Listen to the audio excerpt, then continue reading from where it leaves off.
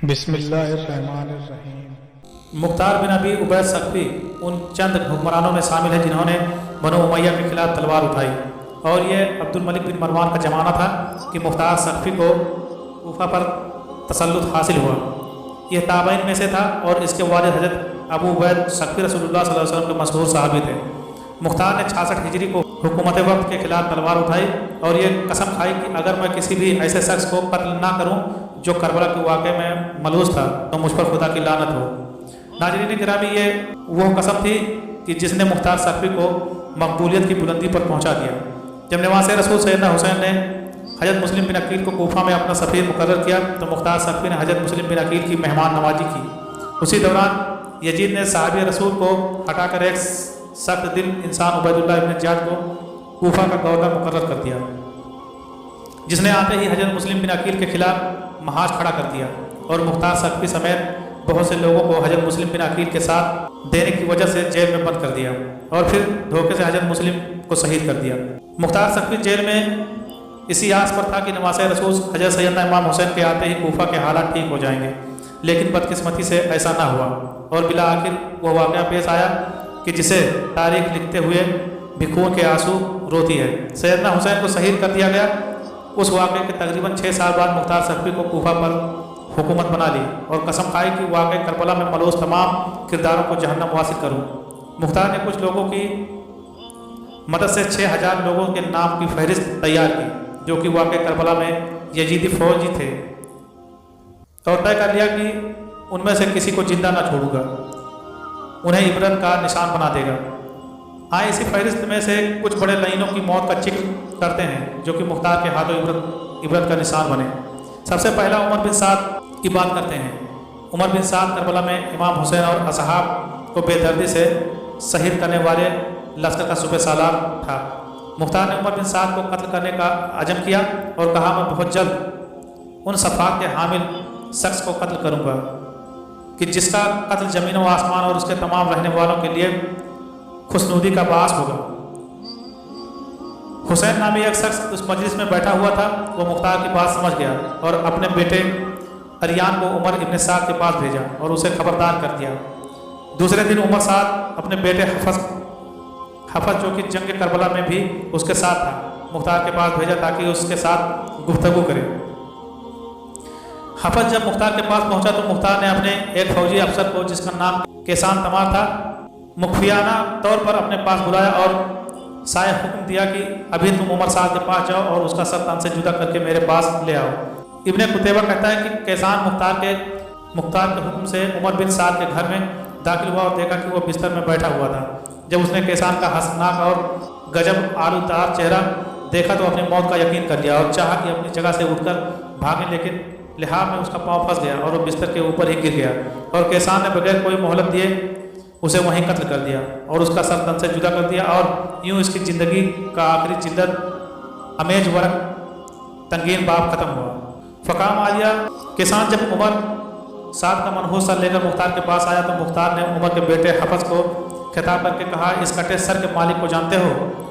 उसने कहा हाँ, और उसके बाद ज़िंदगी में कोई भलाई नहीं। मुख्तार ने कहा, हाँ, तेरे लिए वाक़ई ज़िंदगी फ़ायदेमंद नहीं रही और हुक्म दिया कि हफस का सर भी तन से जुदा करके उसके बाप के सर के साथ रख दिया जाए। उसके बाद मुख्तार ने कहा, उमर साद का सर हुसैन के बदले और हफस का सर अली अकबर के बदले, लेकिन फ़ौरन अपने जुमले को तरदीद करते हुए कहने लगा, हरगिज़ नहीं, खुदा की कसम, कभी ये बराबर नहीं हो सकते, बल्कि अगर मैं कबीले कुरैश के 3/4 हिस्से को कत्ल करूँ तब भी हुसैन बिन अली की उंगली की एक गिरा के बराबर भी नहीं हो सकता। फिर मुख्तार ने दोनों के सर सैयदना अली शेर खुदा के बेटे हजरत मोहम्मद बिन हफिया के पास भेज दिए। दूसरा बदबख्त कूली बिन यजीद था जो कि मुख्तार के हाथों कुत्ते की मौत मरा। यह कूली वही शख्स था जिसने नेजे पर हजरत सैयदना इमाम हुसैन का सर अनवर चढ़ाया और कूफा की गलियों में घुमाया। इब्ने ज़ियाद के दरबार में ले जाकर खूब इनाम इकराम हासिल किया। बाज़ रवायत तो ये भी है कि उसी ने सैयदना हुसैन को आखिरी नेजा मारा था। कूफा पर हुक्मरान बनते ही मुख्तार सख्फी ने अपने कोतवाल अबू उमर को चंद फौजियों के साथ कूली बिन यजीद की गिरफ्तारी के लिए भेजा। उन फौजियों ने आकर कूली के घर को घेर लिया। जब कूली को इल्म हुआ तो वह छुप गया और अपनी बीवी से कहा कि तुम इन फौजियों को कहना मुझे खूली के बारे में कुछ पता नहीं। कोतवाल ने अपने फौजियों को कहा कि खूली के घर की तलाशी लो ताकि पता चल सके कि खूली घर में है या नहीं। खूली की बीवी वही थी जिसने सैयदना इमाम हुसैन के सरे अनवर से पूरी रात मोहब्बत की थी और खूली पर वो नाराज़ थी। जब सिपाहियों को खूली ना मिला तो बीवी ने हाथ के इशारे से बताया कि खूली वहाँ छिपा है और मुँह से कहने लगी कि खूली घर पर नहीं। खूली सर पर एक टोकरा लिए छिपा हुआ है, उसको गिरफ्तार करके लेकर आ रहे थे कि रास्ते में मुख्तार सख्फी मिल गया। वहाँ ही मुख्तार ने खूली के घरवालों को बुलाकर सबके सामने उनके सर को जुदा कर दिया, फिर उसको आग में फेंक दिया गया। जब तक खूली का जिस्म जलकर राख न हुआ तब तक मुख्तार अपनी जगह से ना हिला। फिर अपने फौजियों से कहा कि इस राख को हवा में उड़ा दो ताकि इस बदबख्त की खाक का भून जमीन से कम हो सके। अब बात करते हैं सिमर के अंजाम की। नाज़रीन गिरामी, वाक़या करबला में सिमर का किरदार बहुत नुमाया था। यही वो शख्स था जो इब्ने ज़ियाद का 4000 लश्कर लेकर कूफा पहुंचा और खेमों को आग लगाई और इमाम हुसैन को शहीद किया।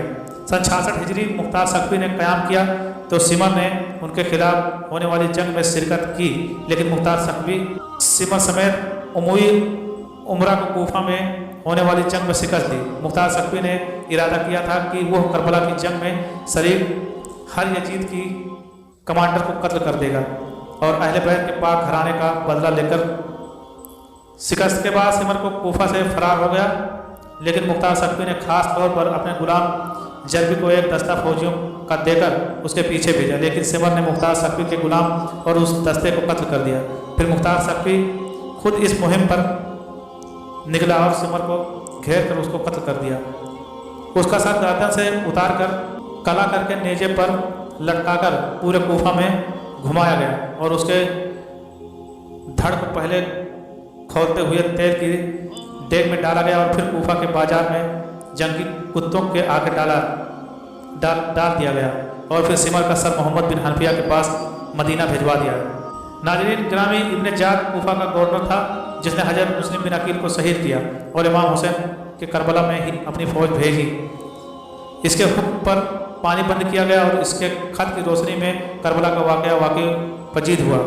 मरवान की हुकूमत में ही सुलेमान बिन सरद खरानी तवाबीन कायम किया जो कि कूफे की तौबा करने वालों पर मुश्तमिल थे जो नवासे रसूल हजरत इमाम हुसैन की शहादत का बदला लेना चाहते थे। मरवान ने इब्ने ज़ियाद को ही तवाबीन के मुकाबले के लिए भेजा। 65 कमरी में मरवान की मौत वाक़ हो गई, लेकिन इब्ने ज़ियाद ने पेशकदमी जारी रखी और ऐन अलवर्दा के मुकाम पर तवाबीन को शिकस्त दे दी। इसके बाद इब्ने ज़ियाद जजीरा के शहरों को तहत फरमान लाने में मशगूल हो गया। फिर उसने मुख्तार आमलीन के ताबे मौसल पर हमला किया। मुख्तार के तरफदार तरकियत में अकन नक्सनी इख्तियार की और मुख्तार बिन सख्फी को उस हमले से आगाह किया। मुख्तार ने अपने सिपाह भेजी जिसने इब्ने ज़ियाद की भेजी हुई फौज को शिकस्त से दो चार किया। चुनांचे मुख्तार सख्फी के लश्कर की कामयाबी के बाद इब्ने ज़ियाद ने बदला लेने के लिए उन पर हमला किया, जबकि उस बार मुख्तार सख्फी ने इब्ने ज़ियाद के मुकाबले के लिए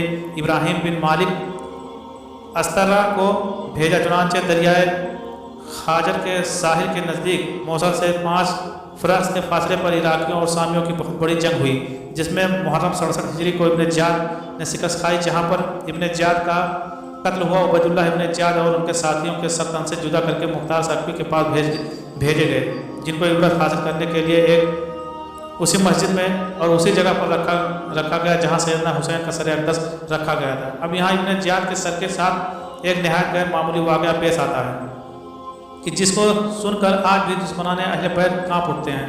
ये वाक़या जामे तिरमिजी में दर्ज है। हज़रत अम्मारा बिन उमैर ताबई बयान करते हैं कि जब मुख्तार सख्फी को फ़ौज की जानिब से जंग के बाद यजीद के Iraqi governor Ubaidullah Ibn Ziyad और उसके साथियों के सर काट कर लाए गए तो उन सरों को एक कतार में मस्जिद में लोगों की इबरत के लिए रख दिया गया। हज़रत अम्मारा फरमाते हैं कि जब मैं मस्जिद में पहुंचा तो लोग किसी खौफनाक शय को देख कर कह रहे थे वो आया और वो आया। अचानक मैंने देखा कि एक सांप जो सरों के दरमियान से गुजरता हुआ उबैदुल्लाह इब्ने ज़ियाद के नथने में घुस गया और थोड़ी देर उसके सर में रहकर फिर मुंह से निकल कर गायब हो गया। कुछ देर बाद दोबारा शोर बरपा हुआ और आया। हजरत अम्मारा ताबई फरमाते हैं कि इस तरह उस सांप ने 2 या 3 बार ये अमल दोहराया। हकीम बिन तुफैल ताई ने अब्बास अलमबरदार के लिबास पर कब्जा किया था। इमाम हुसैन रज़ियल्लाहु अन्हु को तीर मारे थे। मुख्तार ने अपने सिपाहियों को उनकी गिरफ्तारी के लिए भेजा, तो जब वो उसको पकड़ कर ला रहे थे तो उसके हकीम के घर वाले अदी बिन हातिम को, हातिम ताई का बेटा था, उसके घर वाले उसके पास गए। उन्होंने कहा कि तुम मुख्तार से सिफारिश करने लगा। मुख्तार अदी के साथ बहुत ही इज्जत के साथ पेश आया। मुख्तार ने उसको पास बिठाया।